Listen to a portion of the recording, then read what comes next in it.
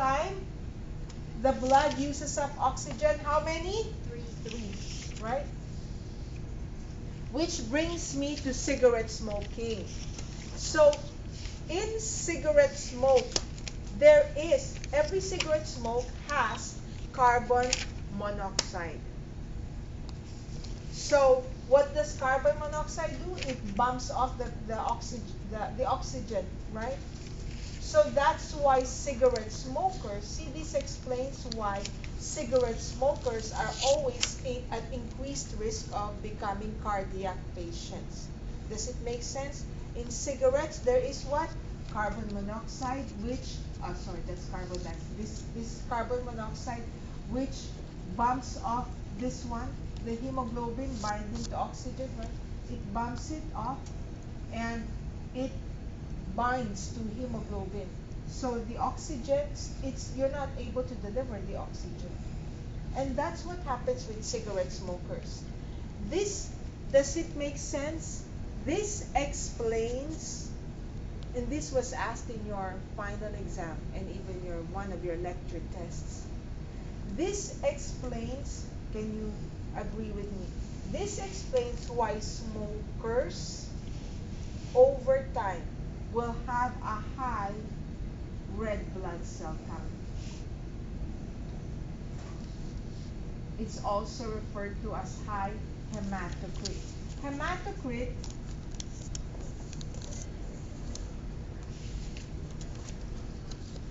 is the volume of blood that is cell. This measures the cell part of blood. Because we know that blood is mainly red blood cells, the hematocrit really is a reflection of the red blood cell count. Remember, you have millions of RBCs, only up to thousands of 10,000 of white blood cells, and up to 150,000 or 250,000 platelets. So the hematocrit is a reflection of RBC count. Do you understand why smokers will have a tendency to have a high RBC count? Because of the fact that there is carbon monoxide in cigarette smoke. So the carbon monoxide bumps off the oxygen. So you're compromising oxygenated blood. So remember I told you, when you have oxygen problems, the bone marrow is the one that responds. So they just have to make more red blood cells, hopefully supplying enough oxygen here. Because this is key, you need to have a healthy heart. And this is the one that suffers the quickest, right? Because of the fact that they need how many oxygen each trip? 3. Whereas the rest of the body, how many are they unloading? Just 1. You see the difference? Okay? Okay? If you encounter that question in the test, you know how to answer it. Hopefully. Yes? Okay? Okay.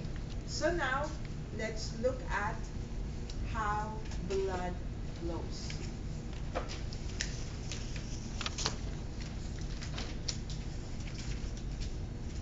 I don't know what chapter in what page in your book.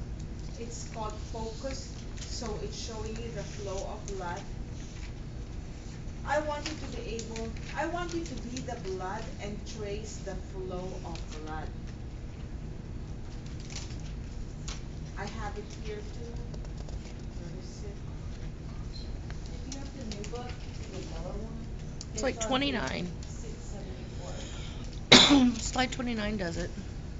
Just be the blood. Yeah, this one here, okay? But it's in your book also. So I want you to be able to trace the flow of blood. What? Okay. In this picture, what you see here are valves. What is the function of valves? What do you think is the function of valves? Keep the blood from going back. That's very good. The valves are there to prevent what you call regurgitation.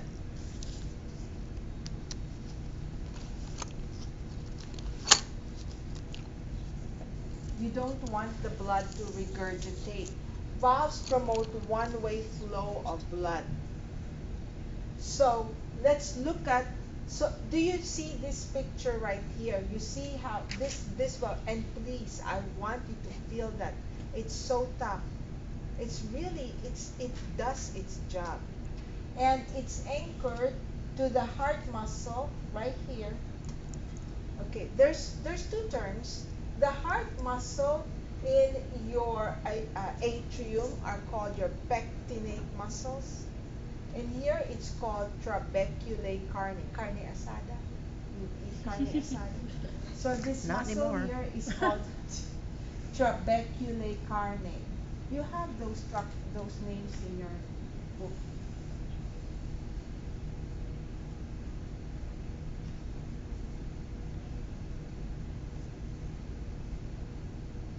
Trabeculae carne, carne asada. Okay? And this is my valve. If you forget, you just write it's the valve between the atria and the ventricle. So I say it is an AV valve. That's what they call it, AV valve. So you just write right AV valve, left AV valve. The right AV valve is called the tricuspid, and the left is the bicuspid. It has two cusps. The left is the mitral valve, in case you are wondering. Okay? And if you look at these valves, you see this, there are strings here, like the strings of the guitar. This one anchors it to the muscle of the trabeculae carne. The specific trabeculae carne, where the strings are attached, are called papillary muscles.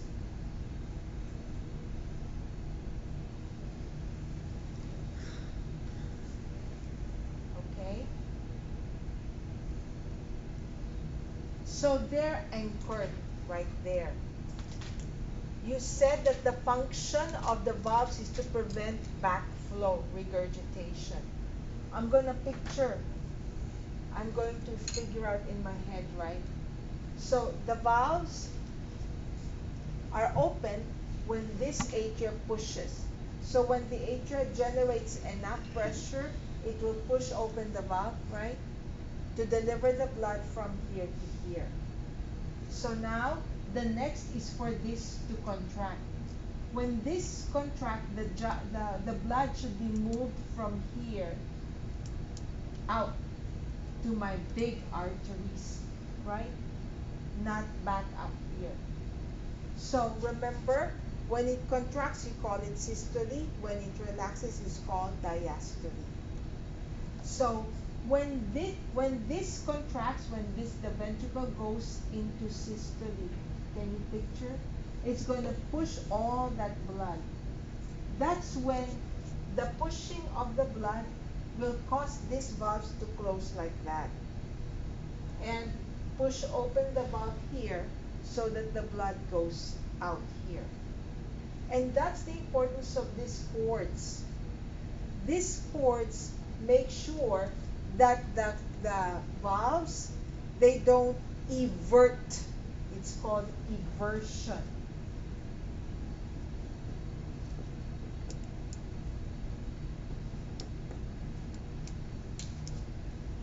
One more time. When the blood is down here in the ventricle, and the ventricle goes into systole, or it contracts, that contraction, so imagine the blood causing turbulence, the turbulence will push these valves closed, right? But when the valves close, you don't want them to go to invert like that.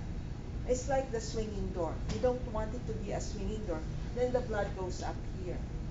That's why these chordae tendineae are very important. The chordae tendineae prevents that swinging or eversion to happen. When the valve closes, it just closes shut like this. So when it closes shut, the blood goes out. My aorta or my pulmonary arteries. Did you get that? So when do the valves close? During systole or diastole? Systole. Systole, right? When it's contract. When it contracts, the contraction plus the squeezing of the blood will promote closure of this valve so that the blood will move out here. Have you heard of strep or rheumatic heart disease, right? If you've ever had a sore throat, we always say, especially nowadays, they always say, go have your throat checked. And even if, no matter, any clinic now, they always have the portable or the easy strep throat check, the throat swab. They do that instantaneously in the clinic. And the reason is this threat of a rheumatic heart disease down the road, right? If you ever had a sore throat, you want to always have it checked, because strep that is untreated, they like to take up residence here in the chordae tendineae, in the valve area. This is their favorite area of residence. And when it comes time that you're immunocompromised, they can multiply. And when they multiply, can you predict the consequence? They will cause what you call prolapse, mitral valve prolapse, or valvular problems.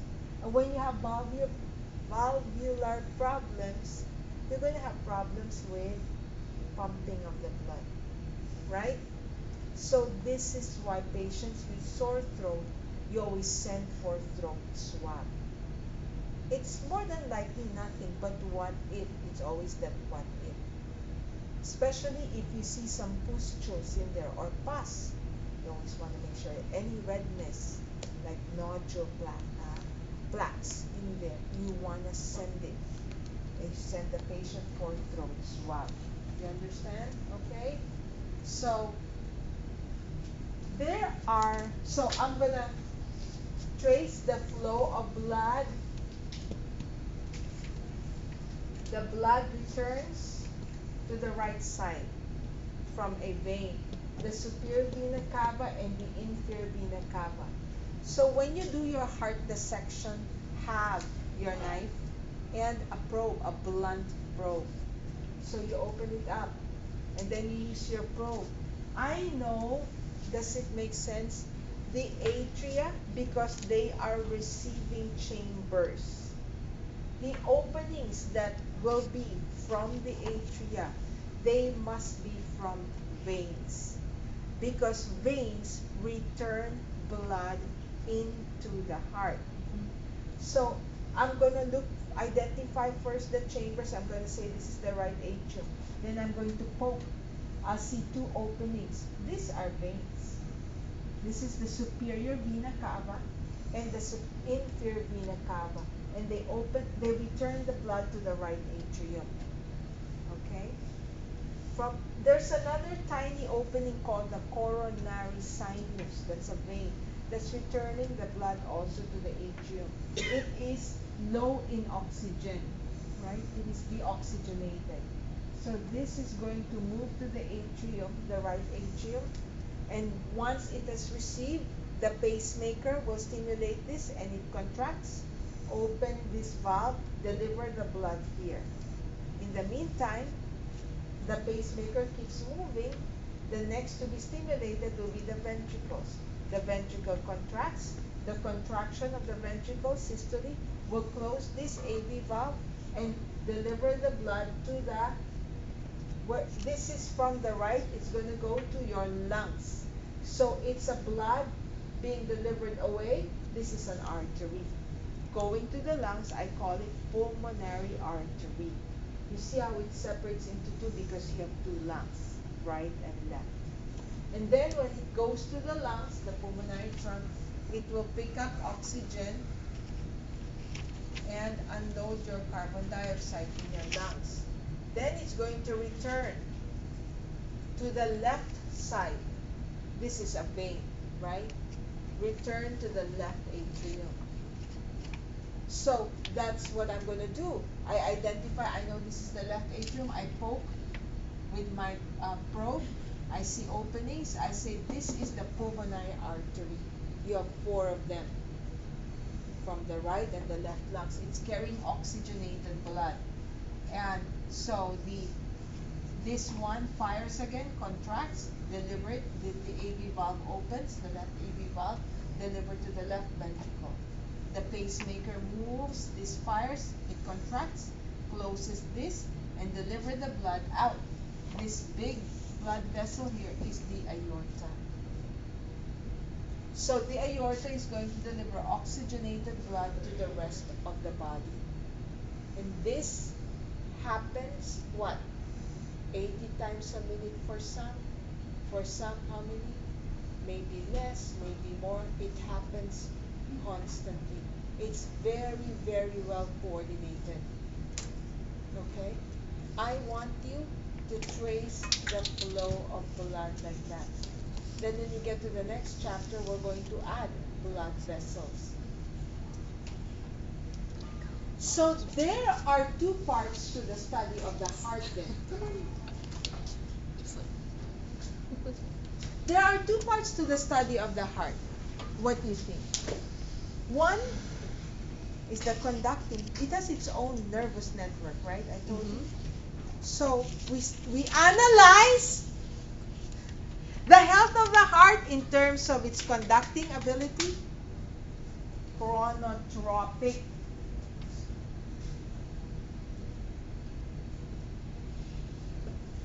You know the chronogram, the watch? So that's how I try to remember. The chronotropic part of the heart is the beating. Caused by what? The pacemaker. We can also analyze the health of the heart by analyzing its pumping. How strong it's able to pump or contract. Inotropic. If you have any heart patients, you notice they're not just on one medication. There's usually two or even more. One always addresses this, the other one will address that one. Maybe you have someone on verapamil, which is a calcium channel blocker.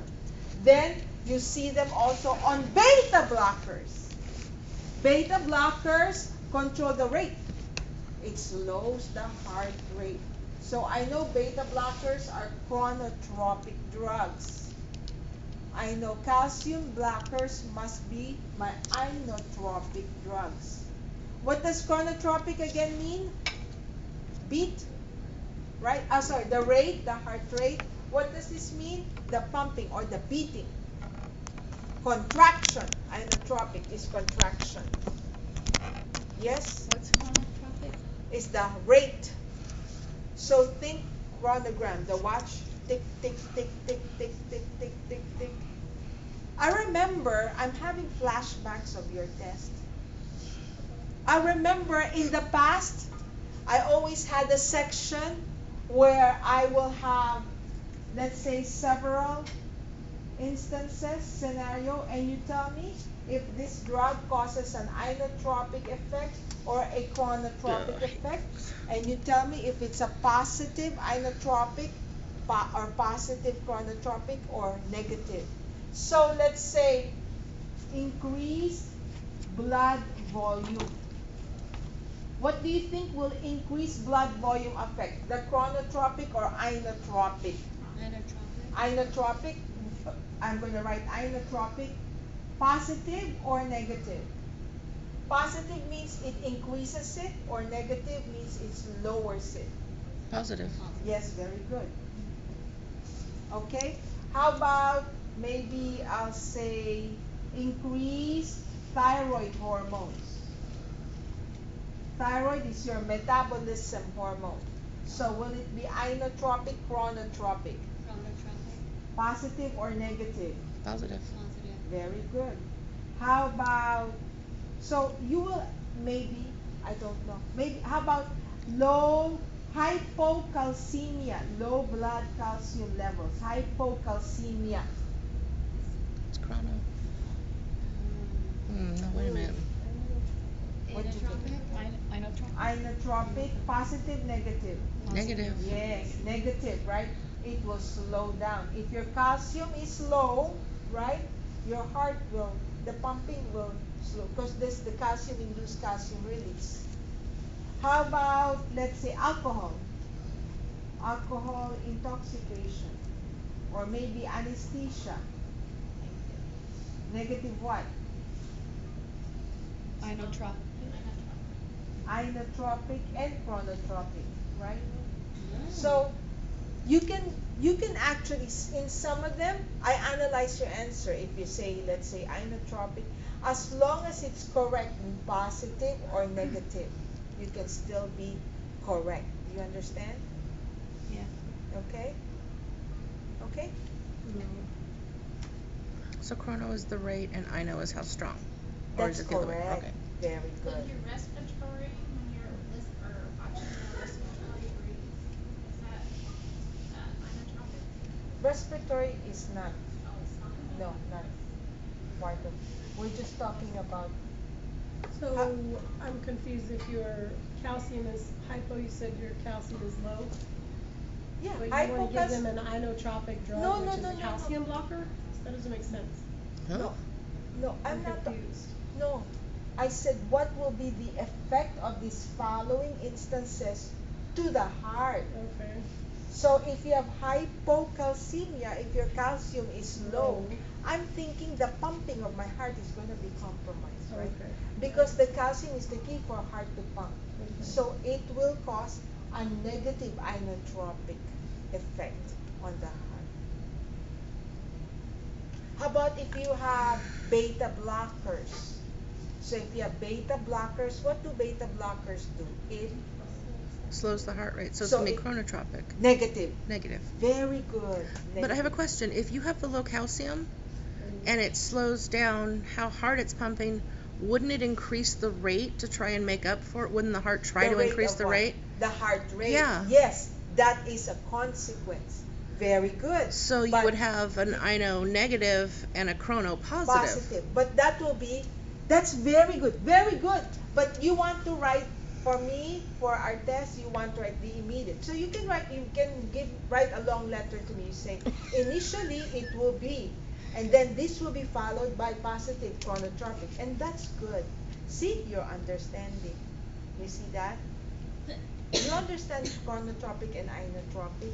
You know, these are the two drugs that you're gonna see when you're treating cardiac patients. You're either helping the beating part or you're helping the heart, the pumping part, the rate or the pumping, rate or pumping.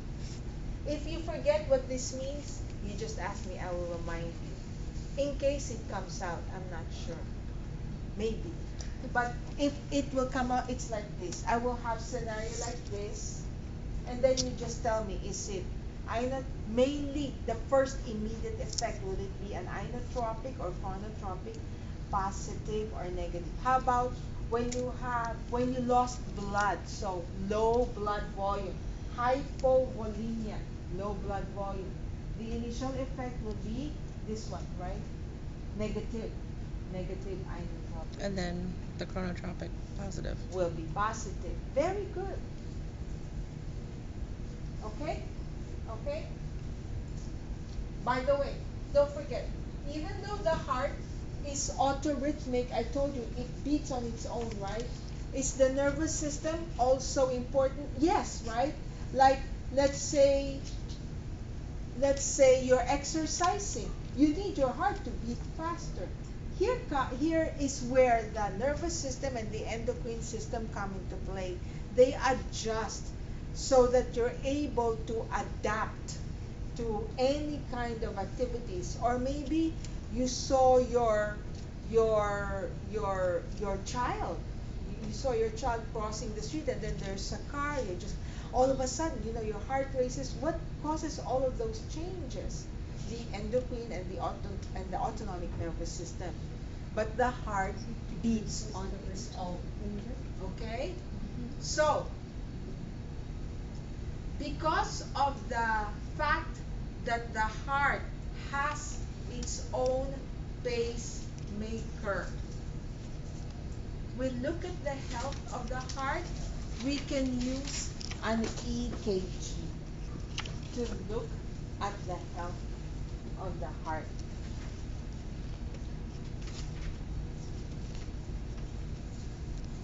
So when I see an EKG like this, Like I get a spike. yes, I'm looking at waves, and this is telling me something about the health of the. An EKG can tell me some, give me a reflection of the heart rate and also the pumping of the heart. If you have exaggerated waves, I know that the heart is pumping very hard. And if you have segments closer to each other, I know that the heart rate is so fast. Does it make sense? Right? So an EKG is just a strip that just repeats and repeats and repeats. See? It just repeats, repeat, repeat, repeat, repeat. So if I see, I always look at two like waves, and then if they're closer, I know that the heart rate is faster. So what you need to do is to train your eyes on how a normal EKG looks like. You see abnormal waves. Oh, I know that the heart is trying to beat or pump stronger than normal. That's abnormal, right? You understand? Okay? So I want to look at what are the components of a normal EKG. So there are what you call waves. This is the first wave is called a P wave. The P wave is the wave. So this measures your pacemaker, right? So the pacemaker, when they stimulate the atria, they cause that wave.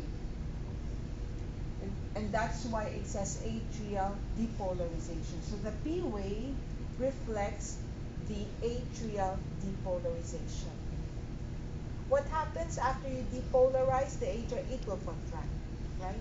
In the meantime, remember the pacemaker keeps moving. The next wave is called the QRS wave. This is when the ventricles depolarize. Ventricle depolarization, the QRS. What happens when you depolarize the ventricles? Immediately after this one, they will contract. So after P wave, I know somewhere here the atria contracts. I know somewhere here maybe the ventricle contracts. And then after that, the ventricle relaxes, repolarizes, and another round again. Do you follow? So a normal EKG wave should look like this. There's a cheat sheet, okay, or some not cheat sheet, but it's a guesstimate of the heart rate of an individual by looking at the peak. So if you look at this one, you'll see that there's big boxes, and then there's the small boxes. Okay. The P wave's missing. The P's missing. That's very good, but very good. But we're going to look at the heart rate first. I want you to know this one: 300, 150, 100, 75, 60. So how do you, because in your heart test, which is not your upcoming test, right? Your first test is endocrine and blood. Then your second test is heart and blood vessels. So when you get to the heart test, I usually give an EKG and I ask you to give me the heart rate or guess the heart rate. You pick any two like waves, right? And you count the number of big squares in between. If there's one big square, then you see the next wave, it's 300. If there's two big squares, the heart rate is 150. If there's three, it's just a guess, 100. That's how they guess for the heart rate. Then if there's 4, 75. If there's 6, 60. That's how you guess. It's just Is that an in estimate. between each Right? QRST? Just pick whatever. You can use this one, any same So light Oh, wave, okay. any light 3, wave. 4, 5. So that's 5. 1, 2, 3, 4, 5. About 60. I'm going to say it's about 60. Okay? So I'm going to train again. Look at this EKG. This is normal. I see the P followed by QRS, then T, then P, QRS, T. P, QRST. This is normal. So, look at this one. What was absent here? The P. The P. I don't see the P. It's absent. QRST. So, what this is telling me is the pathology is where? In the AV. In the atria, right? So, there is what you call a block. SA node. That's very good. This is showing me that the SA node must be dead. It's not firing. So the infarct, MI, the infarction or the dead part of the heart of this patient is up in the atria. It's not firing. But do you agree with me? You look at where the atria is. The atria is superior to the ventricle. Do you agree? So if you have an atrial problem, it won't be too much because by gravity, don't you think? It'll fill. That's correct. By gravity, the heaviness, the weight of the blood that enters there, it will still open up those valves, right? Like when the rain and you have like a tarp, eventually you're going to cause that water will break open the tarp. That's the same thing here. So this patient with the block here still will be able to manage daily because the ventricles, look at the ventricles are still healthy. I'm looking at, I want you to train your eyes on a normal, okay? Then look at this one, okay? Look, I can tell where the block is. So I want you to train your eyes on these two, AFib and VFib. You know bradycardia. Bradycardia means slow heart rate below. What is your book? We want to follow the book. What is the book? I think the book says below 80 is bradycardia, right? And more than 80 is tachycardia. Really? Below 80? Yeah. We want to follow the book, whatever the book says. Okay? If this is wrong, let me know. And more than, they're always depending on what we're reading. So tachycardia means thought it was less than increased 60. heart rate. Okay? What is it in the book?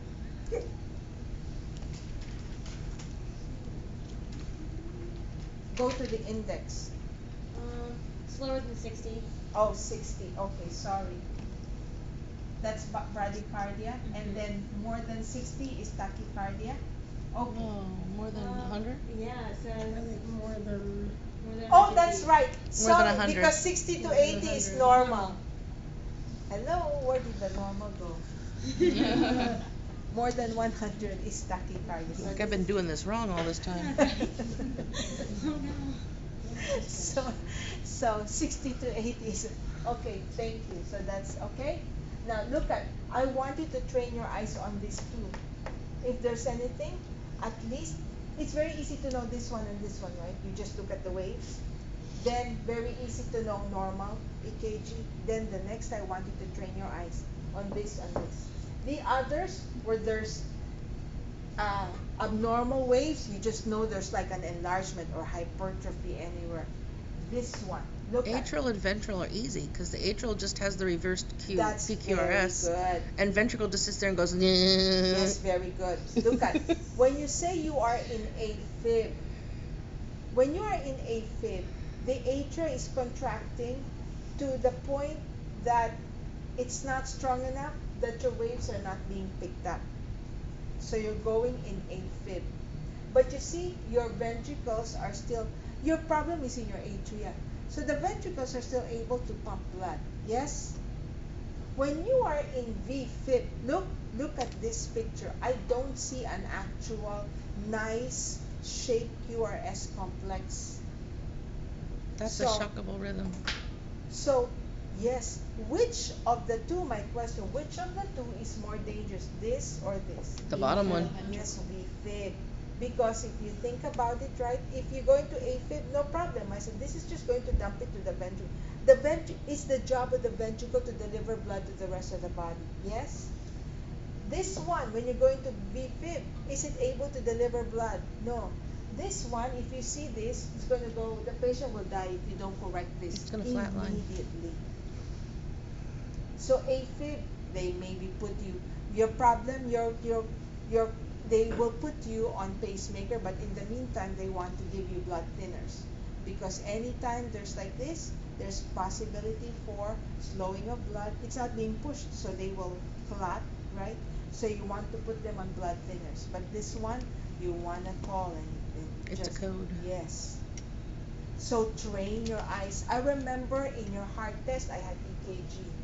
What, and people are like trying to write down important whatever. You just write, you just say, or no, I think I have a matching type. Which one is AFib, which one is normal, which one shows a block, what's the heart rate, okay? So there's another part to the study of the heart, which we're going to study on Wednesday, because your brain cells are fried, okay? So for now, what I want you to do is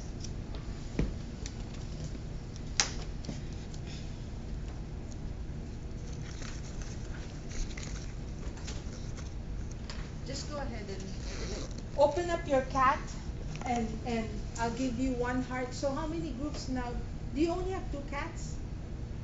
3. Oh, you have 3 cats. Okay, so 3 tables. You open up your cats. I want you to appreciate, please, am I just full of baloney? Is it true that the pericardium fuses with the diaphragm? To me, when you see it, you can really explain now and really push your patient to do the deep breathing, all that stuff. Look at where it's located. Is it true that there's a separation between the lungs and the heart? So that if you have pneumonia, it doesn't really affect the heart. And then for the heart, I want you to cut it in half and identify all the structures. And I want you to use a blunt probe. And really remember, you have one general lab exam, one lab exam. I may tell you this group to talk about the cardiovascular. Maybe I'll tell you to talk about portal circulation. Whatever. So I want you to really, really identify those parts. Use your lab manual to help you. Okay?